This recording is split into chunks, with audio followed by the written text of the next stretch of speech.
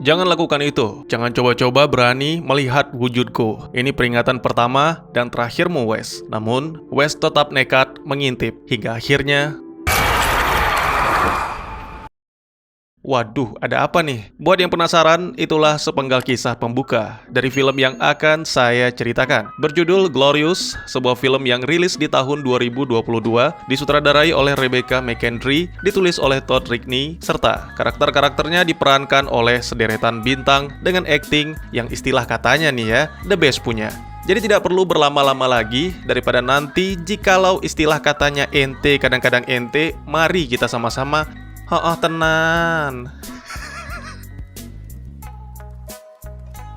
Film dimulai dengan menampilkan seorang pria bernama Wes yang baru saja terbangun dari mimpi buruk. Cukup aneh memang melihat seseorang yang mengemudi sambil tidur. Lagi pula entah mengapa pria itu tetap memaksakan diri meskipun dalam keadaan ngantuk dan kesal. Akhirnya tak lama kemudian Wes pun menyerah. Dia memutuskan berhenti di rest area terdekat, berniat untuk menikmati satu-satunya snack yang tersisa pada mesin makanan. Sayangnya ternyata mesin itu mengalami masalah sehingga uang Wes ditelan begitu saja tanpa mengeluarkan makanan. Tentu, itu membuat Wes semakin kesal dan melampiaskannya ke mesin. Beberapa hal mungkin terlihat rusak, tapi bukan berarti membuatmu berhenti berusaha. Sebuah kalimat bijak meredam amarah Wes, ternyata itu dari seorang wanita yang sejak tadi ada di sana. Dia meminta sebuah koin untuk mencoba kembali mesinnya, dan ternyata itu benar-benar berhasil. Akhirnya, wanita itu pun pergi sambil menatap ke arah sekuntum bunga ungu berlendir dan berpesan kepada Wes untuk membersihkan jok belakang karena itu sangat berguna ketika bepergian jauh. Pesan yang jarang disampaikan oleh orang asing, tapi itu tidak ada salahnya karena Wes memang benar-benar butuh tidur. Namun ketika hendak menyingkirkan barang-barang tersebut, Wes malah kembali teringat akan sang mantan. Apalagi ketika menatap hadiah terakhir berupa boneka beruang yang bisa mengucapkan I love you very much. Seketika Wes kembali mengamuk, berteriak sekencang-kencangnya, serta menekan tombol klakson. Anehnya, tak ada seorang pun yang merasa terganggu, bahkan pada kenyataannya hanya Wes yang berada di tempat itu. Begitulah cinta, deritanya tiada akhir. Sepertinya Wes ditinggal ketika lagi sayang-sayangnya, sehingga penderitaan yang dirasakan pun berkali-kali lipat. Meskipun tanpa jawaban, tapi Wes terus berjuang menghubungi sang mantan, yaitu Brenda. Sampai akhirnya ponselnya padam. Akibat kehabisan daya, sebenarnya Wes bisa saja merecharge. Namun karena dikuasai amarah, mungkin kini ponselnya jadi tak bisa menyala lagi. Akhirnya mabuk-mabukan menjadi solusi. Wes mulai memunguti barang-barang yang dikembalikan sang mantan beserta foto-foto kenangan lalu membakarnya. Hanya satu foto yang masih disimpan karena tidak mungkin secepat itu bisa melupakan. Ada sesuatu yang aneh di malam itu, entah apakah itu mimpi atau kenyataan. Wes merasakan ada cahaya menyilaukan yang menyelimutinya dan ditampilkan Brenda yang memegang kotak merah milik Wes. Keesokan paginya, Wes bangun dengan hanya mengenakan celana dalam. Mungkin dia terlalu mabuk sampai-sampai tidak sengaja membakar celananya. Merasa mual pada perutnya, tentu toilet atau kamar mandilah yang akan menjadi tujuan. Sebuah keputusan yang benar, tapi akan membuat Wes menyesal selamanya. Muntah dan muntah lagi. Tak henti-hentinya, Wes mengeluarkan isi perutnya. Seorang pria yang berada di bilik sebelah berusaha menyapa karena mungkin merasa khawatir. Wes meminta maaf karena telah menimbulkan gangguan. Dan meski mengaku tidak biasa, tapi Wes cukup nyaman melakukan perbincangan toilet. Sampai-sampai tidak sadar telah menyentuh wajah dengan tangan yang terkena muntah. Itu membuat Wes benar-benar kesal. Ditambah lagi, kamar mandi itu tidak memiliki tisu. Hanya Tuhan yang tahu bagaimana kotornya Wes saat ini. Menurut si pria bilik, lelucon yang diucapkan Wes cukup menggelitik karena dia mengetahui kotoran apa saja yang ada di tangan dan wajah Wes, jumlah bakteri, bahkan nama-nama bakterinya. Sangat unik tapi tidak menghibur. Untungnya masih ada keran yang mengeluarkan air, jadi Wes bisa membasuh wajahnya. Sudah begitu banyak kata yang keluar, tapi mereka tidak saling mengenal. Wes memberitahukan namanya sambil berusaha mengintip. Ternyata bilik itu sangat gelap, dan sebenarnya Wes sudah bersiap untuk pergi, namun seketika dia menyadari bahwa foto Brenda terjatuh. Itu membuat Wes menetap sedikit lebih lama untuk mengambil foto satu-satunya dari sang mantan. Kembali, si pria bilik membuka percakapan dengan memperkenalkan namanya. Sebelum itu, Wes harus menarik dan menjepit lidahnya dengan jari, menjaganya tetap berada di luar dan mengucapkan "get another one". Itu memang konyol, tapi yang lebih konyol adalah Wes tanpa sadar mengikuti arahan si pria bilik sampai terucaplah Gata no Toa. Ya, itulah namanya, nama dewa kuno yang sangat kesepian. Itu bukan nama pemberian orang tua, karena si pria bilik memang Gata no Toa. Siapa pula yang mau mempercayai omong kosong itu? Lagi pula, tidak mungkin ada dewa yang terjebak di toilet. Gata no Toa sama sekali tidak menanggapi pernyataan tersebut, tapi dia menjelaskan sedikit pemahaman terbatas manusia tentang dewa dan Titan. Karena penasaran, Wes mencoba kembali mengintip sampai-sampai membuat Gata no Toa marah, dan seketika Wes berpindah keluar kamar mandi. Don't do that! What?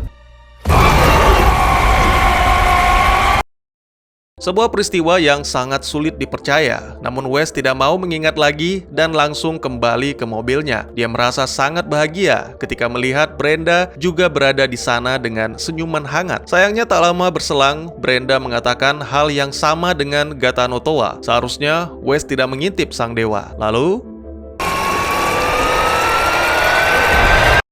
Wes kembali terbangun dan kini dia berada di kamar mandi. Sudah kuperingatkan, tapi kau tak mau mendengar. Kini aku akan mencoba menjelaskan semua. Kalimat Gata no Toa atau selanjutnya kita sebut God langsung dipotong oleh Wes. Pria itu meyakini bahwa semua ini hanyalah mimpi atau halusinasi. Kemungkinan saat dirinya tertidur, God memberikannya halusinogen atau semacamnya. Bukannya menjawab, God malah mengalihkan pembicaraan, membahas tentang alasan Brenda yang muncul di dalam mimpi karena wanita itu terikat dengan kesengsaraan yang Wes berikan. God mengetahui semuanya, bahkan nama 12 orang yang meninggalkan jejak pada baju dan tubuh Wes. Semakin lama, semua terdengar semakin gila. Maka, kali ini, Wes akan benar-benar pergi.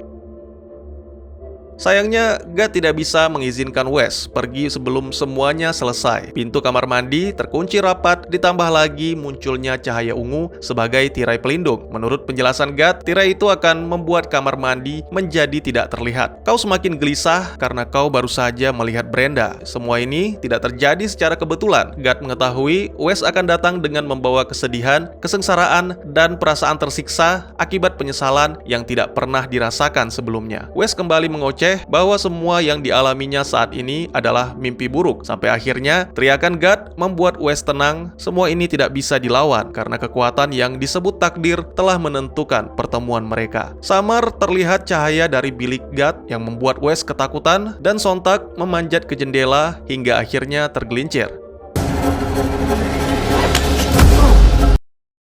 God meyakinkan Wes bahwa tidak ada jalan keluar dan mengajaknya kembali ke bilik untuk berbincang. Dia juga menjelaskan tentang larangan melihat wujud dewa itu akan mengubah manusia menjadi makhluk dengan bentuk yang sangat mengerikan. Sambil mendengarkan, Wes secara diam-diam membuka ventilasi lalu mulai memasukinya. God melanjutkan penjelasan, semua ini adalah tentang takdir. Baik Wes maupun God sama-sama bagian dari hal itu. Namun, yang menjadi pertanyaan adalah, bukankah takdir itu ditentukan? Lalu siapakah yang menentukannya? God tidak menjawab, dia malah mengalihkan pembicaraan tentang kondisi udara pada ruangan. Wes pun sepertinya tidak terlalu peduli, dia mengabaikan penjelasan God dan terus memanjat ke arah cahaya. Sampai akhirnya, dia mengira berhasil berpindah ke kamar mandi yang lain. Ya, mengira, karena hanya ada satu kamar mandi dan Wes kembali ke kamar mandi yang sama. Meskipun sulit dipahami, tapi Wes diminta untuk menerimanya karena pria itu tidak akan pernah bisa keluar. Cahaya ungu yang sebelumnya mengelilingi kamar mandi telah hilang karena kondisi God semakin lemah dan dia harus menghemat tenaganya. Wes yang telah benar-benar buntu akhirnya melunak. Dia mencoba mendengarkan penjelasan God, yaitu alam semesta membutuhkan bantuan Wes. Lagi-lagi itu terdengar seperti omong kosong. Wes tidak punya alasan untuk membantu alam semesta yang selalu memberikan kesengsaraan. Tiba-tiba saja air mata Wes menetes ketika kenangan tentang Brenda kembali terlintas. Pria itu mencoba mengabaikan mengabaikan apa yang saat ini terjadi dengan cara mengenang masa-masa indah bersama Brenda. Namun God tidak mengizinkannya, dia bahkan memancarkan radiasi untuk menyakiti telinga Wes. God ingin pikiran Wes tetap fokus karena dia ingin menceritakan sesuatu. Dahulu kala ada makhluk dari energi murni hidup sendiri di kehampaan tanpa batas. Sampai pada suatu ketika dia menemukan kekuatan untuk menciptakan bentuk fisik terhadap pikiran dan perasaannya. Kekuatan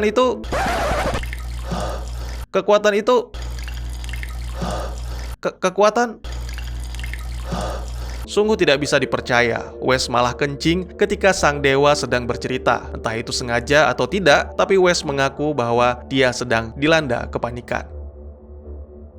Tak lama kemudian, cerita pun berlanjut. Kekuatan itu sangat mengganggu karena tidak bisa menghentikan pikiran dan perasaannya untuk mengisi kehampaan. Bahkan itu menjadi anak-anak yang tidak diinginkan, yang membuat makhluk itu marah dan ingin menghancurkan mereka. Selama konflik, anak tertua mengiris tubuh sang ayah, sehingga darah tak henti-hentinya mengalir dan terus mengisi kehampaan menjadi planet, bintang, dan kehidupan. Para anak-anak setuju membantu untuk menutup luka tersebut dan menghentikan terciptanya kehidupan, asalkan sang ayah berjanji membiarkan kehidupan yang telah tercipta. Sebenarnya mereka telah sepakat, tapi karena rasa benci kepada manusia yang teramat besar, secara diam-diam sang ayah menciptakan makhluk penghancur murni yang mampu melenyapkan semua kehidupan sehingga mengembalikan alam semesta kepada kehampaan tak terbatas. Ya, makhluk itu adalah Gatanotoa. Menciptakan God membuat sang ayah menjadi lemah sehingga saudara-saudara God dengan mudah mengalahkannya dan mengurung sang ayah di lubang terdalam dan tergelap. Sedangkan God sendiri disembunyikan di ether. Meskipun tak ingin, tapi God harus melakukan hal ini karena dia tidak ingin dunia dan manusia lenyap. Saat ini God mulai merasakan tubuhnya terhubung dengan fisik yang berada di dunia manusia. Itulah yang menyebabkan kemampuan bersembunyinya memudar dan tak lama lagi sang ayah yang telah bebas dari penjaranya akan menemukan God untuk memenuhi tujuan pemusnahan total seluruh manusia dan alam semesta. Hanya Wes yang bisa menghentikan perubahan God dengan memberikan sesuatu yang dibutuhkan agar God bisa kembali ke tubuh makhluk halus. Tiba-tiba saja terdengar suara deru mesin mobil dari luar. Tanpa menunda-nunda lagi, Wes langsung berteriak, berharap orang yang datang bisa memberikan pertolongan. Meskipun God mengatakan itu percuma, tapi Wes tidak menyerah. Pertolongan pun datang dan God bersedia membuka pintunya. Namun, pria yang baru saja datang malah menahan Wes dan akhirnya pupus sudah harapan untuk meninggalkan kamar mandi terkutuk itu.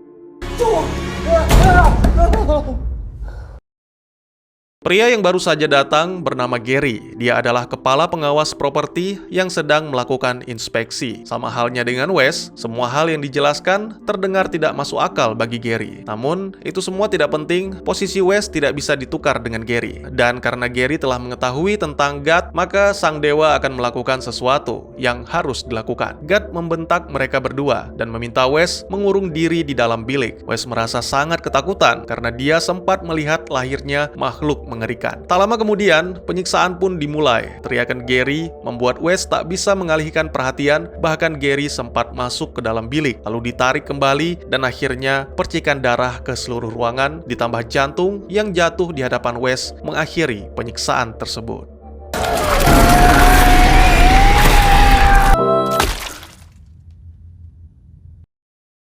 Wes pun kembali mengenang masa lalu, di mana dia sedang memperhatikan seorang wanita dan Brenda mengetahuinya. Pada momen inilah, Wes dan Brenda berkenalan dan mungkin itu akan selalu terkenang selamanya. Kembali ke masa kini, di ruangan yang penuh darah, baik Wes dan God kini sama-sama mengetahui betapa mengerikan apa yang bisa dilakukan oleh fisik God. Ini semua berkat pengorbanan penting dari Gary. God berharap Wes bisa melakukan hal yang sama, yaitu menjalankan ritual dengan memuaskan fisik God. Itu benar-benar menjijikkan, tapi karena itulah jalan satu-satunya, maka Wes pun dengan sangat terpaksa melakukan ritual dengan memasukkan anunya ke dalam lubang. Sangat mengejutkan, ternyata tidak hanya Wes yang merasa jijik, tapi juga God, karena yang dimaksud kepuasan tidak selamanya berhubungan dengan hal-hal seperti itu. Yang God inginkan hanyalah liver Wes tanpa dokter, tanpa alat. Wes harus menyerahkannya langsung kepada God. Kali ini Wes benar-benar menolak, dia tidak peduli dengan ucapan sang dewa tentang pengorbanan, kepahlawanan, atau apapun. Karena pada dasarnya, semua manusia itu egois. Bahkan jika mereka melakukan kebaikan, itu juga sebenarnya demi kepentingan mereka sendiri. Seketika dinding ruangan itu hancur, lalu dari balik dinding, God memperlihatkan kehampaan yang akan segera datang akibat kebangkitan sang ayah. Kini God membahas masalah Brenda yang menjadi kelemahan terbesar Wes. Sang dewa mengatakan hal-hal buruk tentang Wes serta pengkhianatan terhadap Brenda. Itu membuat Wes benar-benar marah dan meneriaki God tepat dari lubang bilik. Tiba-tiba saja Wes berpindah ke ruangan gelap, lalu boneka beruang muncul langsung memasukkan Wes ke dalam perutnya.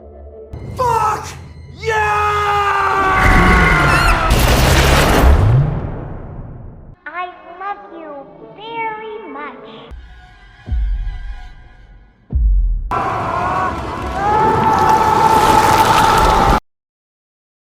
God hanya menggunakan sebagian kecil dari kekuatannya, dan itu sudah membuat Wes sangat kesakitan sampai-sampai mengira dirinya mati. Sejujurnya, God merasa bersalah, tapi semua itu akibat dari perbuatan Wes sendiri. Kini Wes telah benar-benar putus asa, dia mengabaikan semua yang dikatakan God dan terus tertawa. Wes juga meneriaki makhluk yang disebut God sebagai ayah, memintanya segera datang untuk menjemput God. Tiba-tiba, dinding pada sisi yang berbeda hancur dan mengeluarkan cahaya. Sang ayah benar-benar datang menghisap hampir semua yang ada di sana. Satu-satunya yang menjadi harapan adalah kekuatan God yang hanya tersisa sedikit untuk mempertahankan dua bilik. Wes tidak boleh membiarkan alam semesta berakhir seperti ini. Semua kenangan berharga. Jika alam semesta hancur, maka kenangan pun akan lenyap. God sengaja menghilangkan wajah Brenda dari seluruh ingatan Wes, bahkan pada foto yang terdapat di sakunya, agar Wes bisa menyadari apa yang saat ini dipertaruhkan. Akhirnya, setelah kenangan indah terakhir tentang Brenda dikembalikan, Wes kini telah menyadari bahwa Brenda bahagia. Kebahagiaan itu juga dirasakan Wes ketika bersamanya. Itu membuat Wes merasa takut, bahkan saat ini perasaan tersebut terus menyakiti Wes. Perasaan kesepian, cinta, kasih sayang, dan benci semuanya bergejolak di dalam Wes. Itulah yang dibutuhkan oleh God. Wes meraih pecahan kaca, mengumpulkan seluruh keberanian demi memantapkan diri untuk melakukan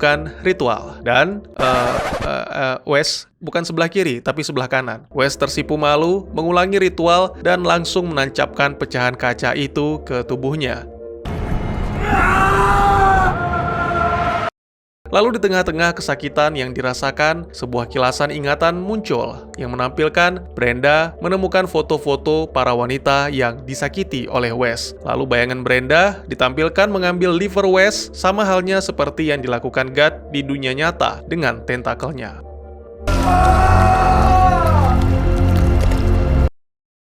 Tak lama kemudian, ritual pun selesai. Wes ditampilkan tergeletak lemah tak berdaya menatap ke arah God yang memperlihatkan wujud fisiknya. Film pun ditutup dengan menampilkan Wes yang berjalan keluar dari toilet. God mengatakan bahwa semuanya sudah selesai. Wes memang menyelamatkan alam semesta dari kehancuran, tapi tidak akan dikenang sebagai pahlawan. Karena baik Wes maupun God sama-sama makhluk penghancur, dan dunia yang indah ini bukan tempat yang pantas untuk mereka. Wes meraih boneka beruangnya yang masih berada di luar. Tak lama kemudian, pria itu pun mati karena kehilangan banyak darah. Dan tamat. Video kali ini juga menuruti requestan lama salah satu sahabat di kolom komentar yang katanya kangen dengan horor fiksi ilmiah. Ya, pada awalnya saya mengira ini hanya salah satu film horor dengan tampilan monster yang menjijikkan sekaligus cerita yang membosankan karena hampir sepanjang film dihabiskan hanya di dalam toilet atau kamar mandi. Tapi ternyata tidak. Selain menegangkan, Glorious juga cukup menghibur dengan komedi-komedi yang dimasukkan di sela-sela ketegangan. Dan satu lagi, durasinya itu sangat amat tepat dan mantap, sekitar 70 menitan. Jika menonton filmnya secara utuh dari percakapan God, kalian akan merasakan bahwa film ini seperti dipanjang-panjangkan. Tapi di balik itu, rasa penasaran kita pun juga ikut ditarik, sehingga setelah 15 menit pertama, penonton akan terus tenggelam dan bertanya-tanya akan apa yang terjadi selanjutnya.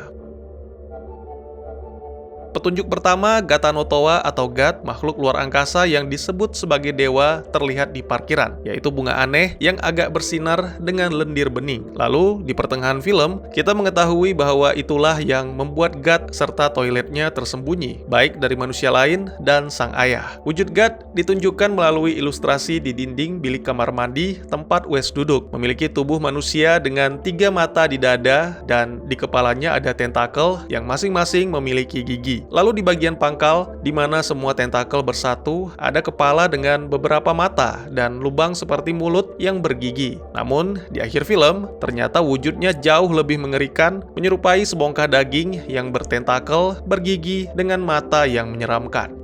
Saya pikir makhluk ini berbicara dengan menggunakan telepati. Dia juga bisa membaca pikiran, menciptakan halusinasi, serta masuk dalam imajinasi seseorang. Wes sangat dilarang untuk melihat wujud aslinya, karena jika manusia melihat, maka akan berubah menjadi makhluk bercangkang yang kehilangan rasa kemanusiaan. Buat yang belum tahu, Gatanotowa ini adalah salah satu karakter yang diciptakan penulis H.P. Lovecraft dan Hazel Hill. Ya, makhluk energi yang disebut sebagai ayah oleh Gat tidak lain dan tidak bukan adalah Cthulhu. Dalam sebuah adegan, Gat menyebut dirinya sebagai setengah dewa, sedangkan dewa utama adalah Cthulhu yang merupakan sang pencipta tapi tidak pernah ingin menciptakan kehidupan itu sendiri, terutama manusia. Sang pencipta menganggapnya sebagai sebuah kebodohan. Itulah mengapa dia menciptakan Gat untuk melenyapkan segalanya sehingga alam semesta kembali menjadi kehampaan tanpa batas. Hanya saja, belakangan Gat berubah pikiran dan menganggap manusia layak untuk diselamatkan.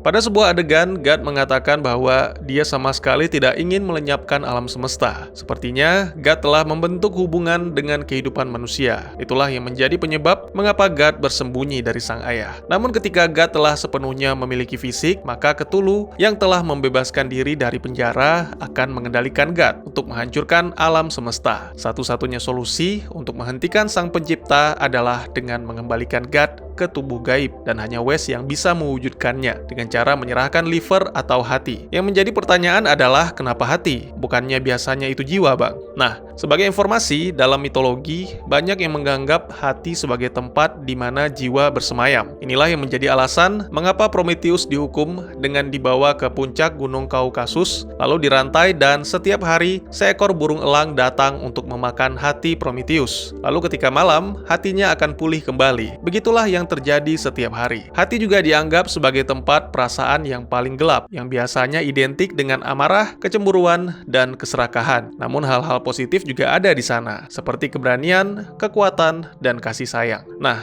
dalam kasus Wes ini lebih condong ke contoh yang pertama, sebagai hukuman karena Wes bukanlah orang baik yang tersakiti seperti yang kita kira di awal film. Ada sebuah adegan yang menampilkan Brenda melihat foto-foto para wanita yang sepertinya tersiksa. Saya pikir mereka semua dibunuh, kemungkinan Wes adalah seorang psikopat dan dia berencana untuk berubah ketika membina hubungan baru bersama Brenda. Sayangnya, karena merasa panik, pria itu pada akhirnya juga membunuh Brenda. Nah, dalam adegan yang agak saya sensor, ditampilkan Brenda yang merogoh perut Wes dengan banyak tangan. Saya pikir itu bukan hanya tangan Brenda saja, tapi tangan para wanita lain yang telah dibunuh, berusaha menghukum Wes sama seperti yang diterima oleh Prometheus. Pada menit-menit terakhir adegan pamungkasnya, Wes ditampilkan berlumuran darah terbaring di toilet yang bersih. Semua percikan darah dan kematian Gary sepertinya hanya mimpi atau imajinasi. Bahkan ketika Wes berada di luar, juga sama sekali tidak ada tanda-tanda penampakan mobil Gary yang memperkuat dugaan saya bahwa itu semua hanyalah mimpi. Jadi kemungkinan semua kejadian di dalam toilet atau kamar mandi adalah rasa bersalah Wes yang bercampur trauma masa lalu atas kematian sang ibu yang bunuh diri. Oh ya, jadi di dalam filmnya ada sebuah adegan di mana Wes membantah Gat yang menganggap manusia itu tulus. Wes menceritakan tentang ayahnya yang begitu baik, bekerja siang malam banting tulang demi membiayai kehidupan Wes dan ibunya. Namun, di balik itu, sang ayah mencaci maki ibu Wes, memukuli, bahkan berselingkuh, hingga akhirnya ibu Wes bunuh diri. Dan yang lebih parah lagi, menjelang kematian, ibu Wes malah dianggap sebagai wanita yang egois. Itulah yang menyebabkan Wes menganggap semua manusia adalah makhluk egois. Oke, kembali ke penjelasan. Jadi semua tekanan tersebut membuat Wes akhirnya bunuh diri. Guts juga hanya ada dalam imajinasi yang merupakan gambaran dari dosa-dosa atau gambaran dirinya sendiri, makhluk penghancur, dan keberadaannya di bumi adalah sesuatu yang tidak pantas. Atau teori yang kedua, Guts benar-benar sekuat itu, dia mengembalikan semuanya ke dalam kondisi normal setelah mendapatkan apa yang diinginkan, kecuali Wes yang mati tanpa livernya. Kembali ke teman-teman, mau lebih percaya yang mana? Ini sama dengan film terdahulu yang pernah saya bahas, di mana sang sutradara dan penulis memberikan kebebasan kepada penontonnya untuk berpendapat. Mungkin segitu dulu teman-teman, saya bukan orang pintar atau sok tahu. Silahkan jika teman-teman punya pendapat sendiri, atau jika ada pertanyaan dan ingin berdiskusi, bisa langsung tuliskan di kolom komentar. Dan jika teman-teman ada film lain yang ingin kita bahas juga bisa tulis di kolom komentar, atau silahkan DM ke Instagram saya di @teguhgusto. Insya Allah pasti akan saya baca. Mari kita jadikan kolom komentar sebagai sarana penambah wawasan dan menciptakan jalinan persaudaraan, bukannya malah menjadikannya sebagai tempat pembulian, sehingga menciptakan permusuhan. Sekian dulu videonya dan jangan lupa untuk dukung terus channel ini dengan cara share, like, dan subscribe karena dukungan dari kalian sangat berharga bagi saya demi perkembangan channel ini. Saya Gusto, sampai jumpa di video selanjutnya. Tetap semangat, tetap bersyukur setiap hari. Dadah!